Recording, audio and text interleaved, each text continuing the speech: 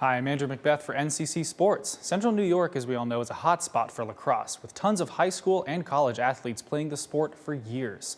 And the city of Syracuse has been providing a way for those athletes to continue their careers over the summer. Oh, it's absolutely lacrosse weather. I love playing in the rain, you know. The grind never stops. At the turf at Henninger High School, the Men's City League offers some competition and conditioning to the student athletes in the area. Founded in 2008, the City Lacrosse League started with local high school, college, and professional players just wanting to continue their sport in the off-season. Local athletes continued this tradition, leading to what it looks like today. It's really cool seeing, like different, like local high school players playing against each other. Maybe they play against each other in college or together in college, and they come back for the summer, haven't seen each other in a year or two, and it's, kind of catch up and, like just stay in shape and, kind of stay sharp for the summer. The league offers a casual and competitive setting of lacrosse, one where people can work on their skills in the off-season and even keep playing after the collegiate career's end. UAlbany midfielder Jake Moran is in his second year in college and plays in the league to stay loose and keep his game at the highest level. When you're in college, you're used to playing with like a certain set of people, there's certain play styles. But then you come out here and everyone's completely different, so you kind of have to like change in a way, but I think that's like very versatile you can put in your own arsenal. And it's not just the conditioning and practice that keeps them going, it's also the connections. The lacrosse community is tight-knit with an everyone knows everyone feel, no matter where you play. We all went like Division I, everyone's doing their own thing, but then we all come back here and we're either playing on the same team or the different team. But it's just good to see the guys, coming out here, seeing how much better or worse they gotten. Even in Wednesday's rain, the league carries on, because according to Moran, beats being hot, that's for sure. And that rain was no joke on Wednesday, but lacrosse players are simply, as they say, built different. The league will continue through August with a postseason tournament. And now coming up next on NCC Sports at 4:45, the Denver Nuggets celebrate in style after winning their first championship in franchise history. The Syracuse Mets announce a one-time rebrand on a special night dedicated to the city's sports history. And an update on Buffalo Bills receiver Stephon Diggs as he shows up for minicamp. These stories and more on NCC Sports at 4:45. Don't go anywhere.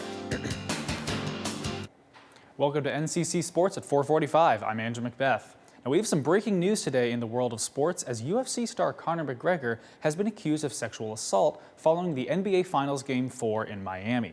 McGregor was in attendance for the in-game entertainment and, according to TMZ, forcibly restrained and assaulted a woman in a bathroom inside the arena. The woman escaped and reported the incident to authorities. No charges have been filed, and McGregor has denied these allegations. And just a few hours ago, the National Arena League has removed the Albany Empire from the league. The team, owned by former NFL player Antonio Brown, has undergone several scandals over the course of its short life. First, Brown refused to pay a $1,000 fine given for his conduct detrimental to the league and has failed to make mandatory payments. Today, Brown failed to make the noon deadline for the most recent payment, forcing the league to terminate their membership with the Empire, effective immediately. And it's a parade in the Mile High City, yeah. It's the Denver Nuggets have finally climbed the top of the mountain after 47 years, winning their first NBA title. After defeating the Miami Heat in 5 games on Monday, the Nuggets hosted the city on their championship parade. The festivities began at 10 a.m. Mountain Time. Climbing aboard fire engines, the champions drove down 17th Street and arrived in the Denver City and County building. Players let loose on the engines, including Bruce Brown and Christian Brown, removing their shirts in celebration. Despite looming clouds and rain in the forecast, thousands of fans showed up in droves to support their team. And there is a name change on the horizon for your Syracuse Mets. Well, not a permanent one, but a one-time rebrand was announced for the club. The Mets will be known as the Syracuse Shot Clocks for one night on August 19th, celebrating the rich sports history of the city. The modern shot clock for the NBA and college basketball was created in the Salt City, and now the Mets will be honoring that invention in a promotional game late in the summer. Now back in Buffalo, Bills wide receiver Stephon Diggs returned to OTAs yesterday after missing the first day, relieving the spirits of coaches, players, and fans who were concerned about Diggs' decision to remain with the team. Head coach Sean McDermott confirmed that he and Diggs are still on the same page going into the 2023-24 season. Steph did everything that he was asked to do. He was here Monday and executed his physical on time, and we got to a point yesterday where we just felt like we all needed a break and some space.